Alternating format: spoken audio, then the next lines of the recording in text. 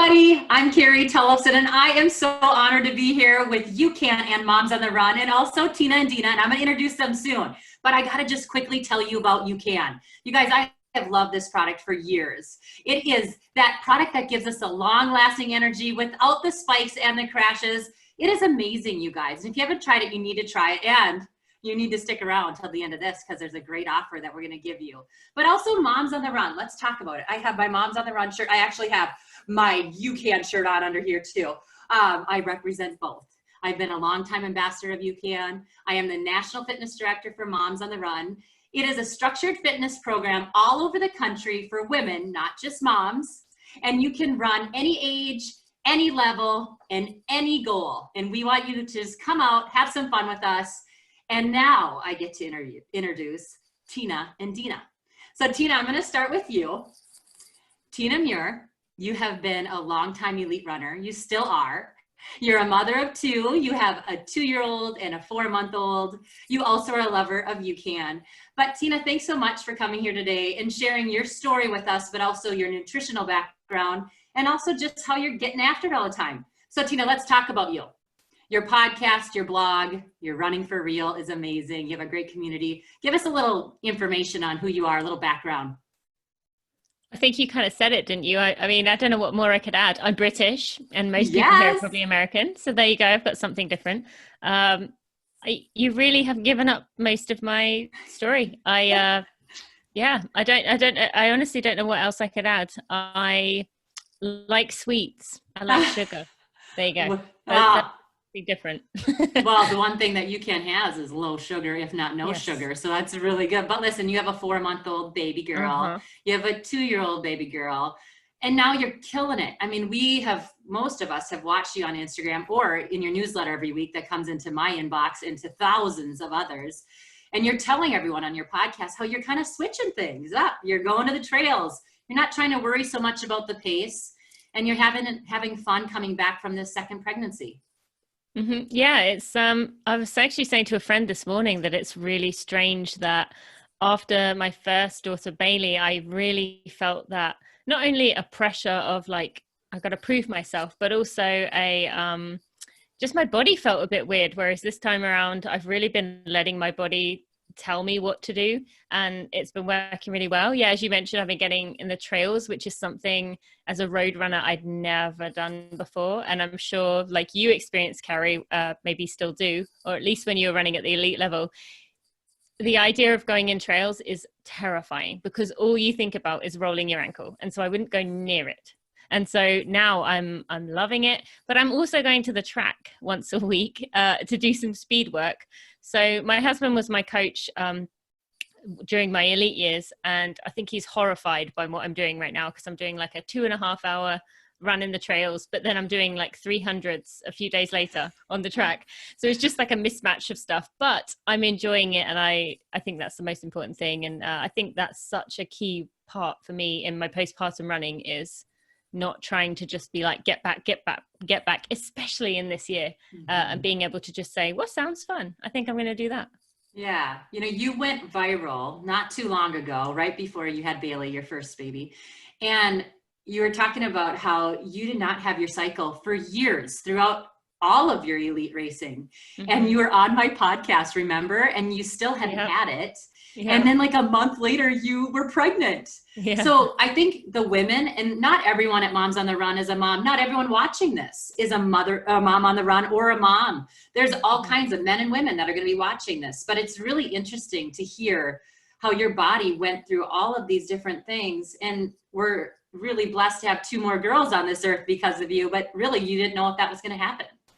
No, I mean, I hoped it would. I'd always thought about being a mother. I always mothered my younger sister and babied her. And she hated it, but I always knew that mothering instinct, I just looked forward to it someday. So I hoped I would. And I was going to find a way to become a mother however that looked at the end of the day. But I didn't have a period for 9 years, which did span the entire duration of my elite running and also most of my college years as well. So doctor after doctor, and no one could figure out what was going on. Although I will say that quite a few people did say to me that it was probably came down to calories. And as Dina probably knows, in most cases that does. But I refused to believe that. And at the time, now I definitely accept that that was the case. And finally getting it back and getting pregnant, it was, I'm very lucky. I do realize I'm fortunate that it happened that quickly, but quite the adventure for sure. Yeah, well, you mentioned Dina. We got to bring you in, Dina. Dina Griffin. You know what, Dina? I have to read this because I was on your website and I just thought it was so fun. You're a sports dietitian, but you're also known as the nutrition mechanic, which I just thought that is like the best way to introduce you. You're a runner, you're an ultra runner, triathlete, cyclist, snowshoer. I mean, basically anything endurance you do, but you also love to talk about how we can better ourselves through our nutrition as well. So Dina, thank you so much for coming on this podcast and this live show as well.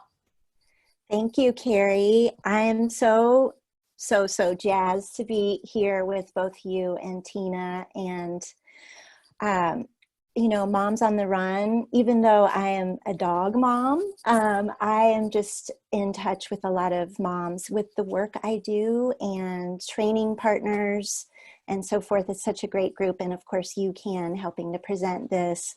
Gosh, it's just super exciting. So thank you. Yeah, but first and foremost, like, this is a hard time right now for you. You've been evacuated from your home. You're in a friend's house right now because of the fires. You're out in Colorado, in Boulder. Talk about how that's going. We got to just, you know, tell you we're thinking about you and hopefully things will be better soon. Oh, yeah. Thank you for bringing that up. I mean, I've been displaced, I guess, from my home for about 6 days now, but so I live outside of Boulder and in a mountain area, and it's just been so dry here, just like in many other parts of the country and the world. So unfortunately, we had a couple wildfires that popped up and just raged pretty quickly. So, you know, I'm hanging in there and luckily going home after we're recording this or doing this event here. So luckily everything's okay in our neighborhood, but firefighters and police staff and just emergency personnel have done amazing work. And there's just so much more I could say about that, but I'm grateful to still have a home. Your endurance background, you started a little later in life than Tina and I. You picked this up a little bit, you know, after we did. We kind of grew up with it. Talk about your background in the endurance world. Okay, yeah. So I wasn't an athlete growing up. I was that nerdy bookworm, like kind of strange gal, not into sports so much. But I did get into that after years of really not taking very good care of myself as, you know, a young adult and realizing I needed to do something about that. And this was before I became a sport dietitian. So I started running just so I thought that was the easiest thing, just put on a pair of shoes and find a road or a trail. But that love really developed when I moved from the Midwest to Colorado and discovered trails and so many paths, and then got my eyeballs on like, what's this marathon thing and how do you do all this? And so in my late 20s, I took up running for fitness, and then I realized I kind of liked being a little competitive. And then as I transitioned careers to become a sport dietitian and registered dietitian, I realized, you know, I wanted to be in my people's shoes. So it was important for me to try ultra running and Ironman and triathlon and just see what the fueling challenges would be. So I wanted to, you know, see for myself and hope that I could help others so much better from that experience. It's so funny that you say that, because that's why I ran the marathon. You know, I came from the track and, you know, shorter distances. And when I started doing more broadcasts and more big broadcasts, I was like, I got to run one so I can actually like legitimately say I've run a marathon so I can talk about a marathon. Let's talk about that fueling that you are, you know, so good at helping everybody kind of figure out what's the best formula for themselves. You know, when you talk about fueling for life and also fueling for the run, what comes to mind? Well, one thing that one thing that comes to mind is how we've transitioned, and I think we're still transitioning when it comes to what we think about is proper fueling or appropriate fueling. So when I first started as a newbie runner and recreational runner, I mean, I got my information at the time from publications and internet and coach and things. And at the time, the fueling was, quick energy. You have to have energy on board all the time. And that comes from your gels and your products. And you just have to do that. Unfortunately, and just from my own personal experience, that didn't work out well for me as I was trying to get more competitive, qualify for the Boston Marathon and so forth. So what I realized through my own experiences with gut bombs and just like not running my best was that traditional sports nutrition approach was not working for everyone. It needed individualization, and that there were so many other options emerging for how to fuel the body. And alongside that was, oh, by the way, all the other hours in the day that we have for our daily nutrition really matter as well. So then it's like, okay, let's step back here and explore options for me and you and everyone else, figure out what's appropriate for the individual. And then it's more than just what we do in and around our training and exercise. It's all the other meals and snacks.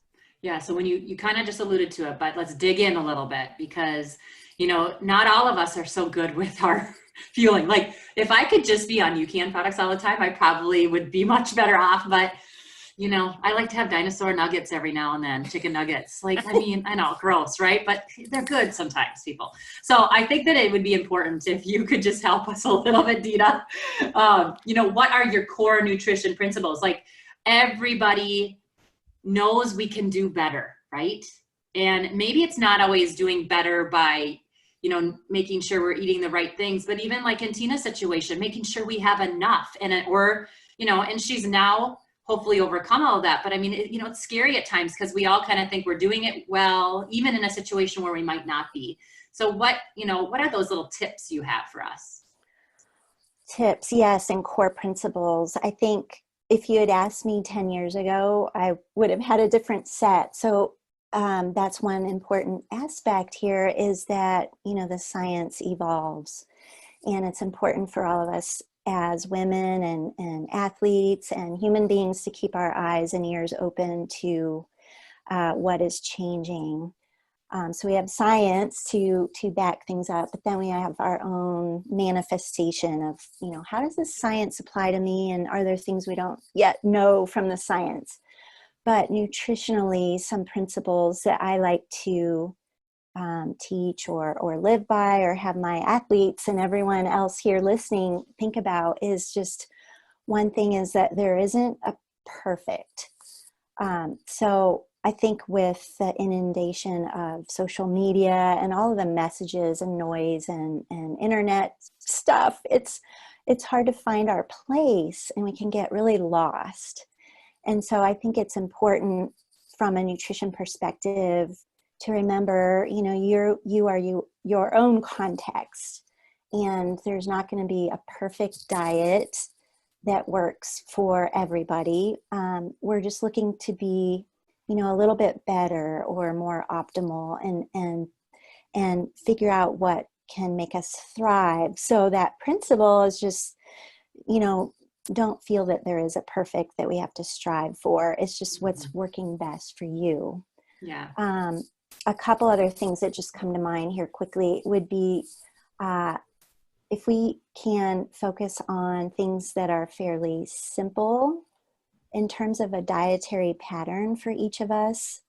That simple is sustainable mantra. We want to find what works for us today and tomorrow and next week, but also just thinking long term. And so I get really nervous when people are diet hopping and like, ooh, what's this thing about? And I want this quick fix. And it's really important to think about the long term, even though that can be hard to do, especially in our current times. But a lot of people struggle when we constrain or restrict, and I know we can talk about that more. One more principle is just quality of nutrition. Even if we are not counting, which I don't recommend anyway, counting calories, counting grams, weighing food, and all this stuff that we don't need to do all the time or much at all, I would argue. I would say if you keep your mind on quality of foods and think about how you feel from what you're nourishing your body with, that can drive so much of that positive health benefit that we're looking for. And also positive thinking, you know, like I think when you really like what you're eating and you're getting enough in, you know, it just helps that mental health. It helps everything involved. You know, I know for me, if I'm hangry, it is not good. Yeah. And I know that my training doesn't go well. So Tina, I want to talk to you a little bit. I mean, this is so fun that it's the Tina and Dina show. Like seriously, I'm going back and forth. But Tina, speaking of, you know, training, you know, you and I have been on, you know, a number of runs together. We've done half marathons and marathons, but also been on the track, cross country. You've been on international teams like I have. But training has changed. And, you know, I love watching how you train now. I do think it's fun that you're on the track once a week and you're offering track workouts in your newsletter now, like ideas for people, and on Instagram, which is cool. But let's talk a little bit more about your training. You're 4 months postpartum. You're coming around pretty quick. A lot of these people have had kids and they're going to be like, what?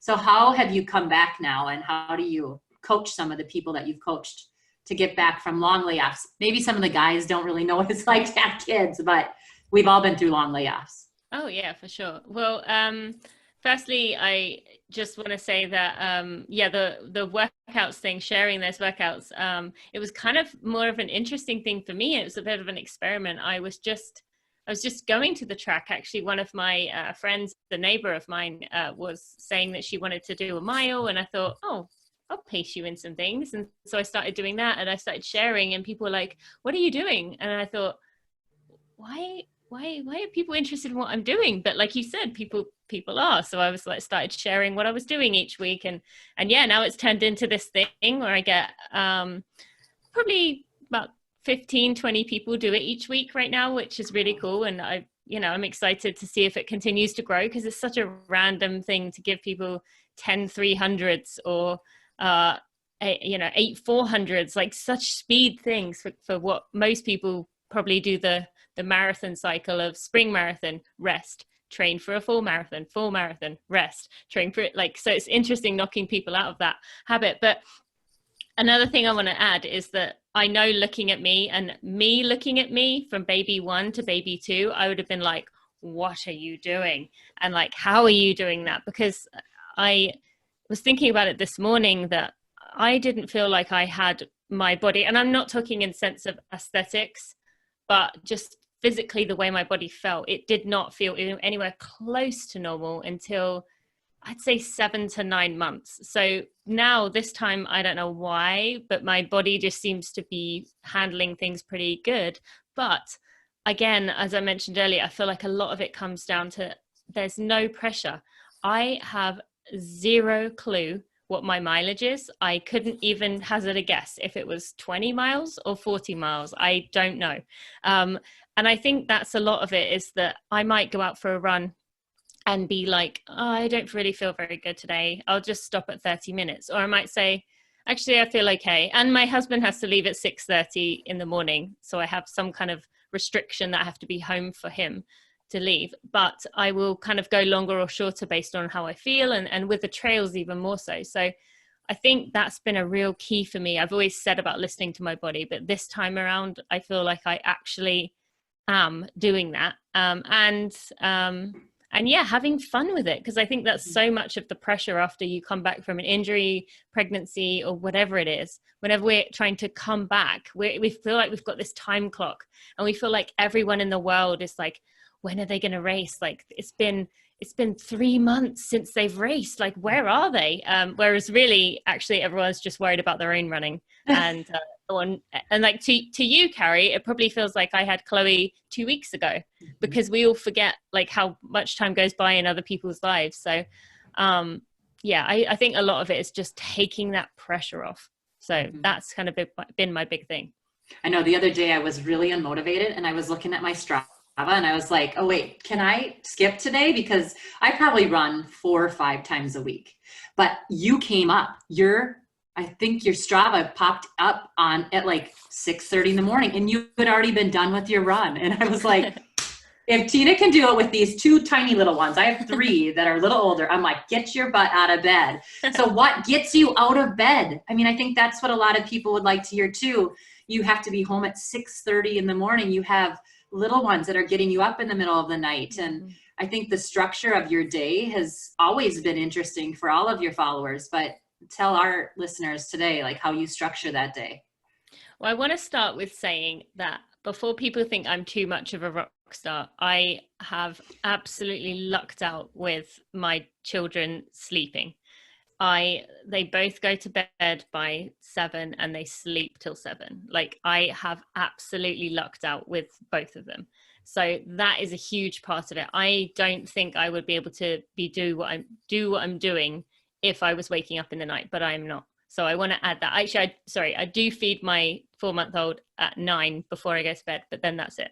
So I want to add that, because if I was waking up in the middle of the night more than once or even more than once, I don't think I would be doing what I'm doing right now. So I want to add that because that's important. But I'm not going to lie. Yeah. When the alarm goes off at 4:30, I always think, I can make this a rest day. And that goes through my mind. And I know, as we all know, you've got about a minute to decide, because if you let it go beyond that, you're done. You're going to fall back asleep and it's over. So I actually, I'll give a little trick that I can use, but I'm not sure everyone can, which is that my 2-year-old is potty trained, but she has gone from the 9 p.m. through. So I know if I don't get her up to pee, she's going to wet the bed. And so that's a motivation for me. But I think I just say to myself, you're going to feel so much better. I remind myself of how good it feels to be at 6:30 in the morning and having done journaling, meditation, and a run, to just have that time to myself. Because I think most people with 2 kids, or even just with a career, know if you don't get things done in the morning, there's no other time. Like I literally couldn't have any other time in the day. So I think I'm able to say to myself, do it. But I'd say another thing that I've used in the past is putting your alarm across the room, so you physically have to get out of the bed. Because if that helps you, if that makes you get out of bed, that gives you an extra like level of motivation to just see if you can stay out of that bed. It's not so much because once you get downstairs or get to your living room, it'll be fine. It's just getting out of the bedroom is the tricky part. Yeah, I have a little tip. I wear my running clothes to bed. I've heard of that. Yeah. Yeah. Some people are like, how can you sleep in that tight, constricted stuff? But yeah, it works. I'm telling you. And you get used to being sucked into everything. I don't know if my husband loves it, but who cares what he thinks? I'm getting my runs in. Dina, we're going to transition over to you and talk a little bit about training and nutrition together. I think that that's a big thing for people too. And I know Tina has, really been open about it and honed in on it. But we have to remember, if we're going to be getting up early like that, or if we're going to be working 50 hours a week, like nutrition is so important. So when I say training and nutrition, what comes into your head right away? Ooh, routine. Just like Tina was saying, I think a lot of times we think about, it's, the food, I got to eat this or that, or I have to train this way today. But I think it's underlying that is the routine, right? That habit that really can make or break our training and nutrition day. And I think some people have struggles with wanting to hear that or listening to that. But I honestly, just like Tina's morning that she described, I mean, setting up your system, your environment, right? So that you can get the most out of your training and nutrition. which I don't know if you expected that answer because it had nothing to do with, a specific food or anything, but it's just a common element that I see for those who are more successful in achieving health goals, performance goals, or just, living more happily. Well, speaking of specifics, like all of us are always hearing, the negativity of sugar, and blood sugar is a different thing, but that sugar thing is a tough one, especially for us with young kids, right? Because everyone kind of craves it and it's around the house and it's tough, but then that blood sugar really does take a big time plummet for me, especially at that 3 p.m. hour. So can you talk a little bit about, our blood sugar and how we need to keep that up, and also not only for living life to the fullest, but for our training? Yes, thank you. It's such an important aspect that is needed to be conveyed, and everyone, learning this about themselves too, and how that works with our bodies and our physiology. So, I think sometimes it's helpful to think of, what is it when we don't have steady blood sugar? Because that's what I think we all relate to a little bit more. And that's that hangry that you mentioned, Carrie, in the beginning. Cravings that seem out of control, or just frequent cravings for quick, maybe it is that sugary thing, and that's most common. That energy lulls, I felt good here, and then 10, 15 minutes later, I didn't feel that great. Lack of focus or inability to concentrate, getting hungry often, and then we get distracted again. So those things that I'm mentioning are signs of maybe not optimal blood sugar control. And so if we can look at how we, from the nutrition angle, look at how we're putting together our meals to really enable or facilitate stable blood sugar, then we're going to feel so much more even keel throughout the day. We can start our day with good focus, get all those things done early in the morning that are really important, or actually throughout the whole day. And I feel like all of us, especially women, right, and then layering on COVID and all the other responsibilities, when we get up in the morning, it's like nonstop, right? And we're giving and giving and doing and putting ourselves out there for everything. And so it's important for all of us to think about, how am I supporting my blood sugar, and how can I do better? And then seeing what happens. And it's amazing the transformation when we give that attention. I would love to know, though, we're here with UCAN, who, is obviously such a great product. All of us love it. I'd love to hear your scientific, background on why all of our viewers today and listeners today would want to use a product like UCAN. I think, we can, give it all the praise, because we really all have loved it for different reasons. But what would you tell anybody that hasn't tried it, or somebody that's new to it?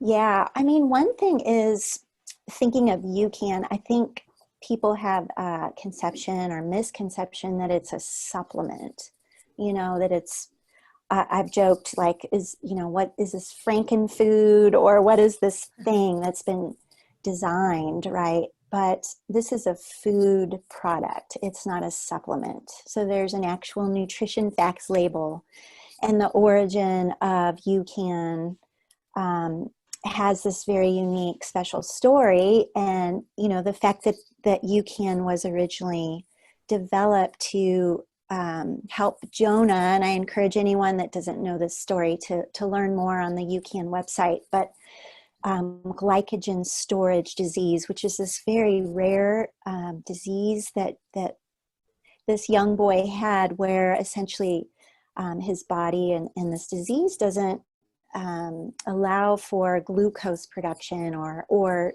storing that glucose, glycogen. And so in essence, it meant his parents had to feed him frequently, especially in the nighttime hours. And so UCAN came about through lots of research and experimentation and so forth, to essentially make this issue so much less of an issue, in essence, kind of prolonging his sustained window. So the super starch, which is the main ingredient here in the UCAN product,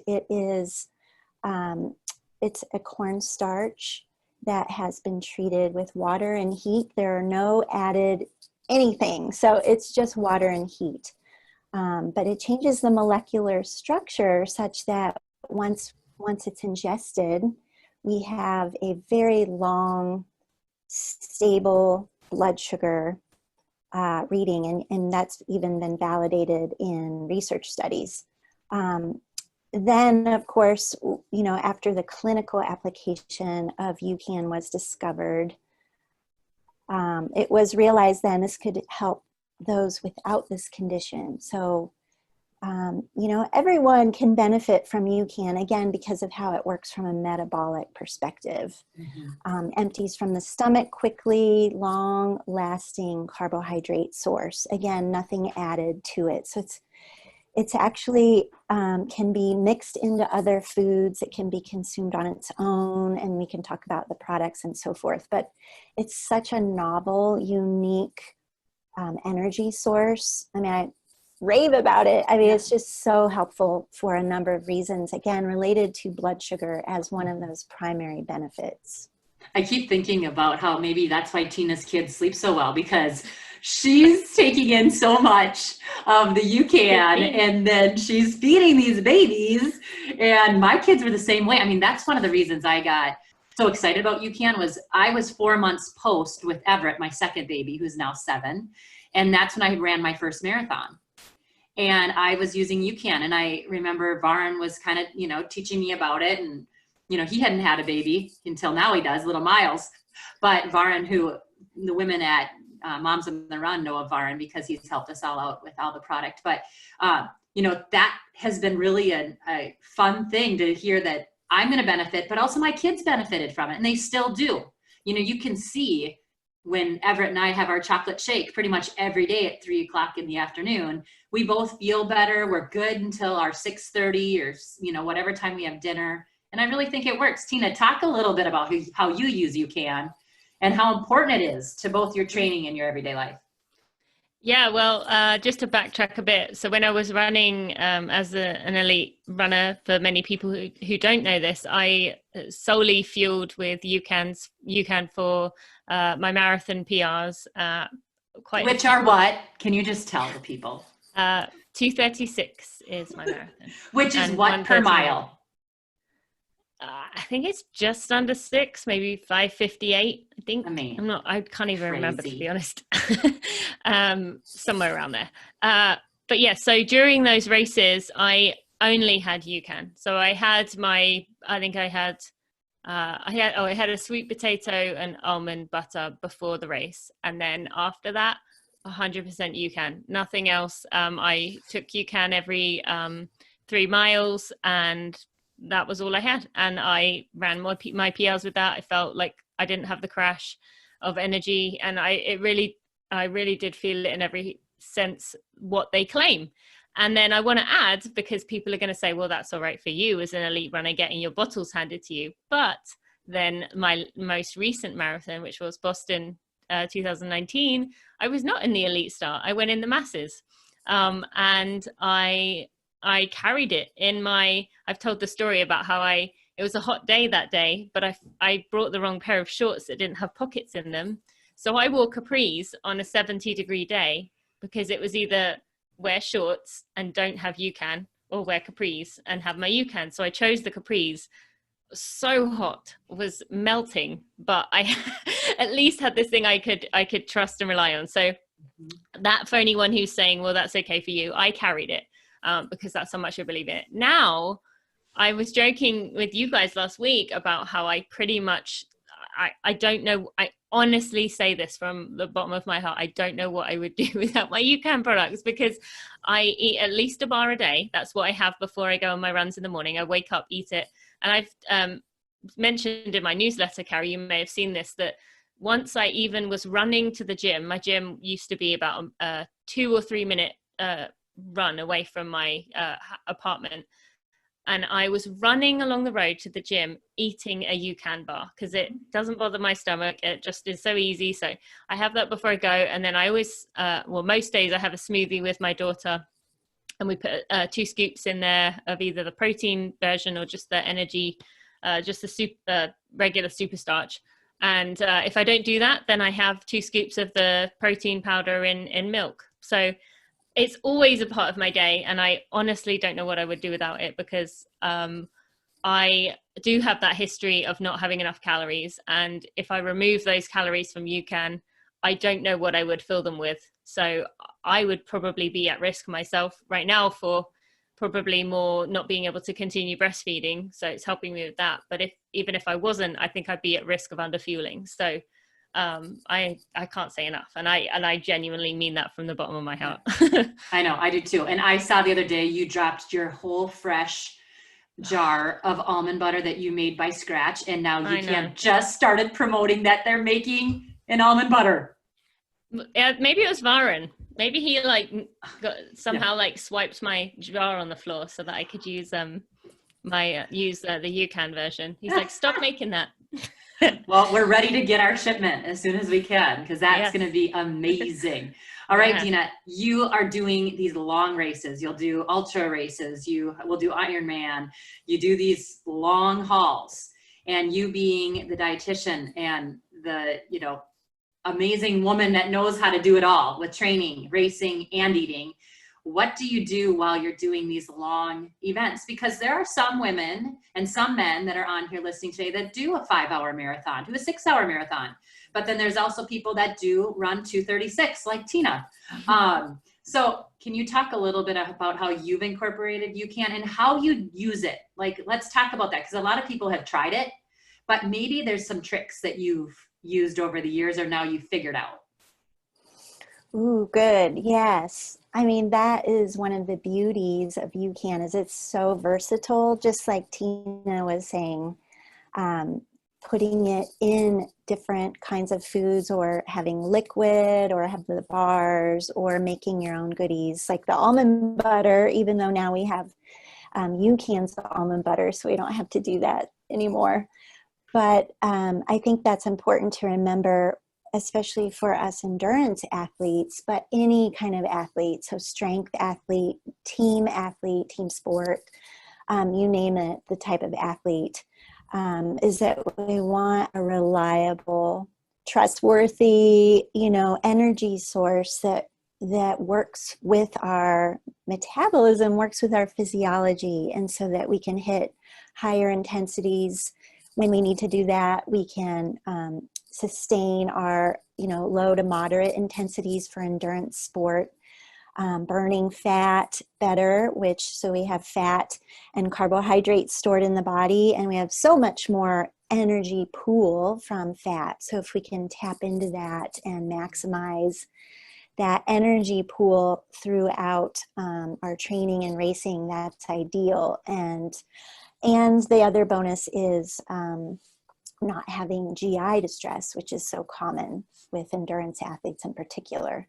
So for myself, and I've used UCAN since 2011, when it was a pretty new product. And I would say it's like 101 ways to use, or maybe it's 1,001 ways now. Awesome. But I personally like smoothies, just because that's like an endless combination of, the liquid you use, the flavor of UCAN, and your add-ins, whether that's, some extra fat from coconut, which is one of my favorites, or like a mix of added kinds of proteins. If you're not using the UCAN powder that has the built-in protein, doing add-ins like hemp seed or flax seed or chia, or other, kinds of protein powders, or yogurt. So Carrie, I could talk for another hour about the ways, but I think one of my favorites too is just adding it in, like the plain unflavored UCAN. It's versatile. And remembering the benefit that we get from this novel carbohydrate that doesn't have added sugar. but we can blend it in. I'm on a protein pancake kick lately. Ooh. And so I have some recipes I'll be posting soon, but with October here, I'm a huge pumpkin fan. And so pumpkin protein with UCAN, it's like the Hold on. breakfast. How do you do that? So what are you putting in? The plain? Yeah, I use plain, and then I'm using some pumpkin puree, which I've been experimenting with the little pumpkin pie pumpkins, those little baby cute things that you can bake and then get fresh pumpkin. But that adds some moisture to the pancake. And then I'm adding some protein powder, some whey protein, and then trying to make it chunky a little bit, like some texture. So I'm playing around with some walnut, chia seed kind of thing. Nonetheless, this is stuff like for ultra runners. You can eat real food because you're not, a lot of us, maybe not Tina, a lot of us are moving a little slower. So our digestion, we can handle eating solid food. And so UCAN can be a part of that solid food. Yeah. So you'll bring that, say you'll bring that pancake with you while you're out on the trail, or you're out on a long biking, bike ride. Okay. Hiking. I mean, you name it. Yeah, it's fun. And I know you, Carrie, too, have done like the little energy balls or bites, there's so many options there. Yeah. So it's like bite-sized nibbles that can be really handy. So yeah, I mean, all of those that I've mentioned are favorites. Yeah. Tina, do you have a favorite of what you've used your UCAN in, like just an everyday recipe? Well, actually lately I've been into, because breakfast has been pretty tough for me after running, just because when I get back, my girls are waking up and it's just like this frantic thing with two of them. So I have been trying to make it as simple as I could. And so I've actually been really enjoying chia pudding, like just putting chia seeds. I do it in oat milk, but you could do it in any milk. Put it in overnight and then it kind of gels up.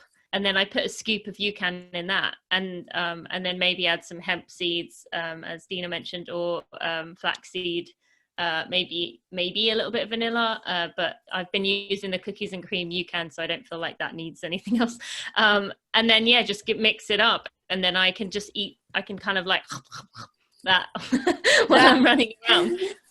So yeah, I'd say that's probably been my favorite thing lately, is to do that, because it's good fuel, but it's also pretty easy to just grab a spoonful and then walk off. So yeah. Hey, quickly, I want to talk to you, Tina and Dina, about this, because I think everyone is in this situation right now where we're all a little bit sad. We're all like, what are we going to do? Are there going to be races coming up? How are we training through this? But we're all looking at each other's social media a lot. Well, most people, or even they're getting, newsletters, or, looking at your website, Dina, and I just think this comparison trap that we sort of talked about before we came on today is a tough one for a lot of people. And I feel like how we eat and how we train has always been like two of those things that people always are comparing themselves to each other. Tina, let's start with you, because I think you've been one that's been really strict on trying not to do that in your later years now. So talk about the comparison trap and how you're trying to stay away from that. I never compare myself to anyone. That's awesome. No, I don't. I'm kidding. I was going to say, I am really bad at this. I know that's not the truth.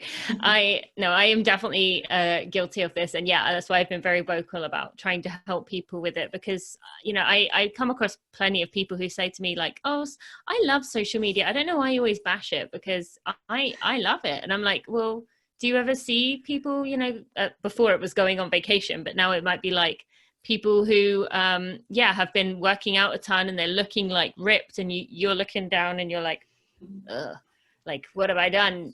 And firstly, we know we should not really be looking at our bodies in that way, but you can't stop that. Or, you walk past the mirror and you see something in it that you're like, well, that person I saw earlier didn't have that. Or, you just finished a run and it's your longest run since your injury, and you've run 8 miles, and then you log onto social media and you see someone who's run 15 and you're like, oh, well, my 8 miles was nothing. But I mean, I think obviously the biggest thing is to stay off it. I'd say go watch the Social Dilemma documentary if you need some reminders of that, because that is horrifying to watch and a real kick reminder. So I would say to try and limit it. If it's too tempting when it's sitting there, so put it in another room. If you can, leave it in another room, because then don't have that temptation to grab it when there's an ad on TV or when you're walking up the stairs or something.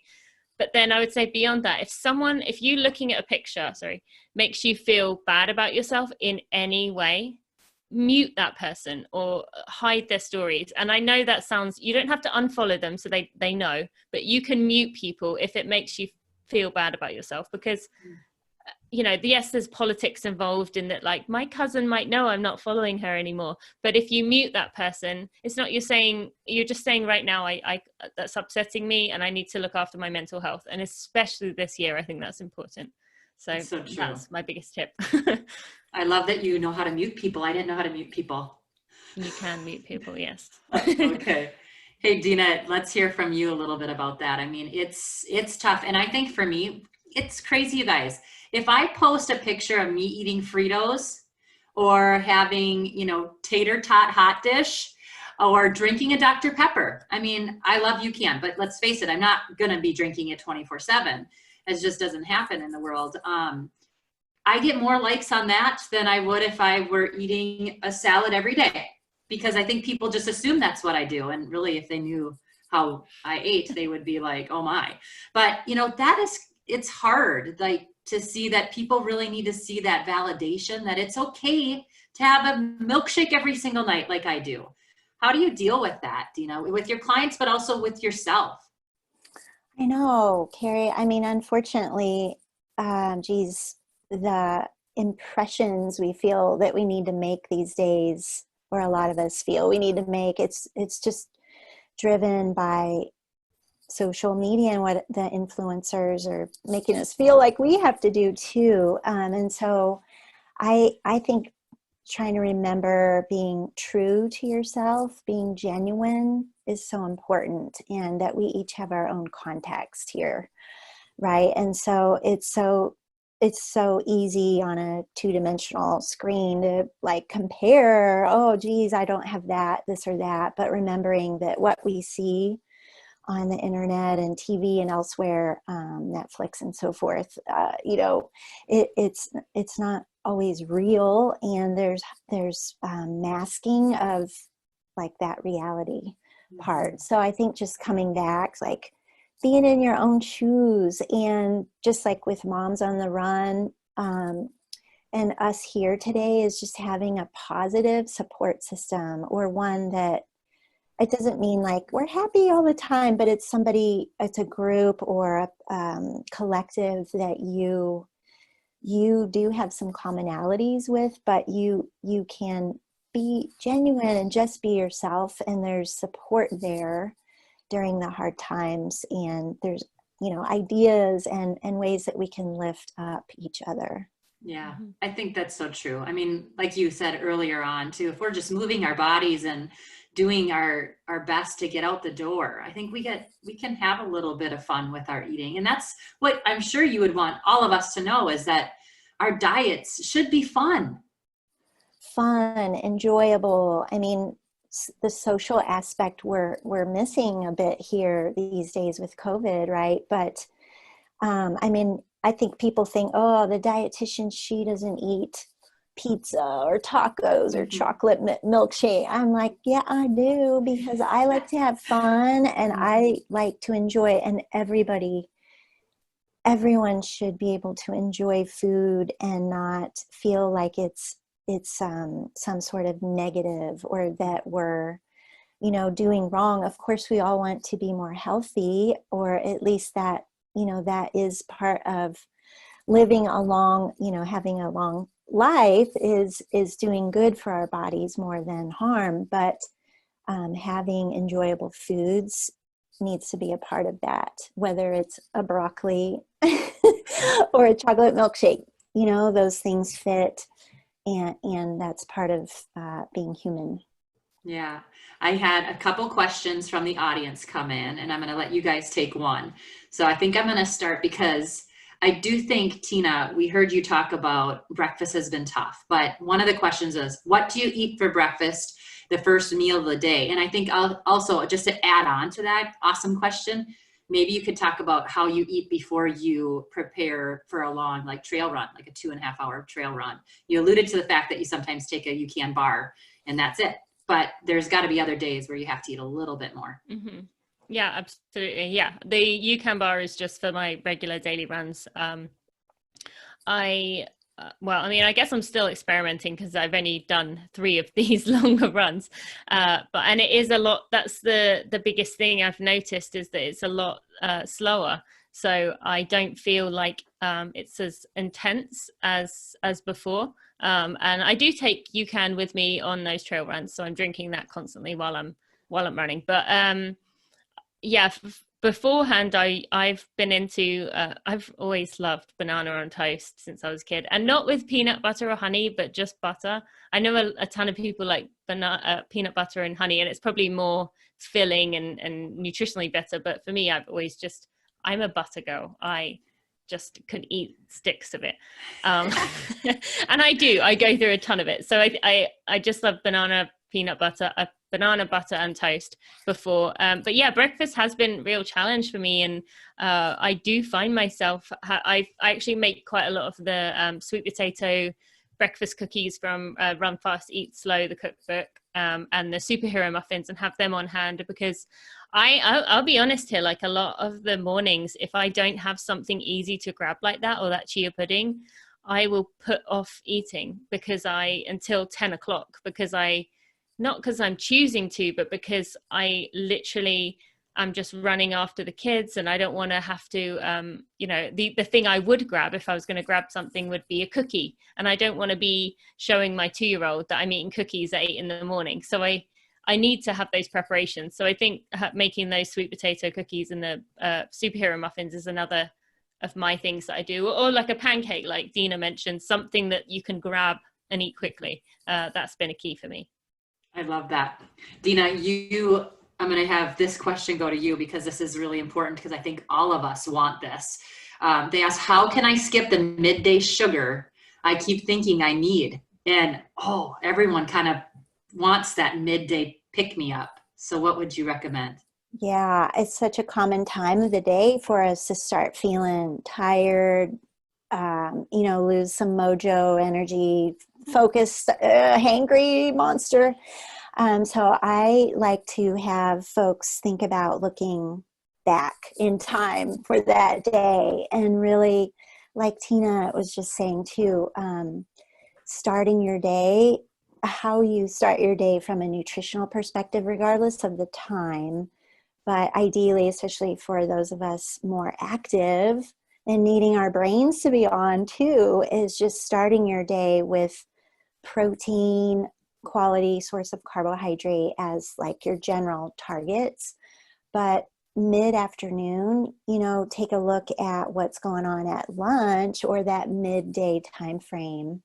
Again, if we think about stable blood sugar and the negative outcomes of not having stable blood sugar, we can do a lot to mitigate that if we just main meals, think about protein and quality source of carbohydrate, use UCAN if that is always an option, and it will work very reliably. So it's really thinking more proactively, and so what's happening in advance of that 3 p.m. time frame. And sometimes, moving body, stepping outside of whatever environment we're in where brain thinks it needs sugar, those couple tips can also get us out of that tendency. That's great. Okay, before we go, we got to hear what your goals are right now, because I know everyone is like, oh, I need some motivation. So do you guys have any races that you're thinking about? Or if not, then what are you trying to do right now with your training that will keep you excited to get out the door? Dina, you go first. Oh, okay. So prior to COVID, I was going to get my feet back into marathon running, because I had spent so many years doing ultra running, and I wanted to get some marathon going again. But the other goal, so that's back on the radar, is marathon training soon. But the other goal is just building strength. because I'm a little older than you two ladies, but just building strength and going into like next set of years, feeling strong and being able to kick some more butt in different ways. I love that. Do you feel like you're going back to like sprinting now that you've done so many long events? When you say I'm going back to the marathon, is that like a sprint now? It does feel that way.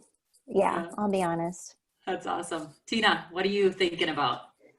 Honestly, I am really enjoying not having goals as such after just being my life revolving around goals for so many years. That said, I am actually a few days away from doing a half marathon. I have zero clue how that's going to turn out because of just doing this random training. And I'm not going for anything. I have no idea literally what's going to happen. And it's obviously with the measures that I don't know where I'm going to be, anything. And I also have a trail half marathon signed up. So for mid-November. So I'm excited to do that. But I would say 2021, I would like to do a trail marathon. And then if I can get in or find a way, would like to do New York if I could. So I'd say that's one thing that I would maybe shoot for. Super fun. Well, Tina, while we have you, where can people find you? Yep. So you can find me if you type my name, Tina Muir, TinaMuir. You can find me most places. I am Tina Muir 88 on Instagram, but everything else is just my name. And my podcast is Running for Real. So check it out if you want to. It's awesome. And Dina, where can people find you? Best place is nutritionmechanic.com. And that has all my connection points there. And many podcasts that you've been on, and you need to get on mine too. At See Tolly Run. That'd be fun. Well, we want to just say thanks so much to Moms on the Run and also UCAN for, putting this conversation together and letting us all come together. It's been so much fun. Ladies and gentlemen, you guys can save 15% off if you go to ucan.co.co and use the code UCAN MOTR. That's UCAN MOTR. And you've heard it this whole time. Us three, we love UCAN. We love what it does for us. So get after it and try it out. And thanks, ladies, for coming on the show and for hanging out with us tonight. So fun. Thank you so much.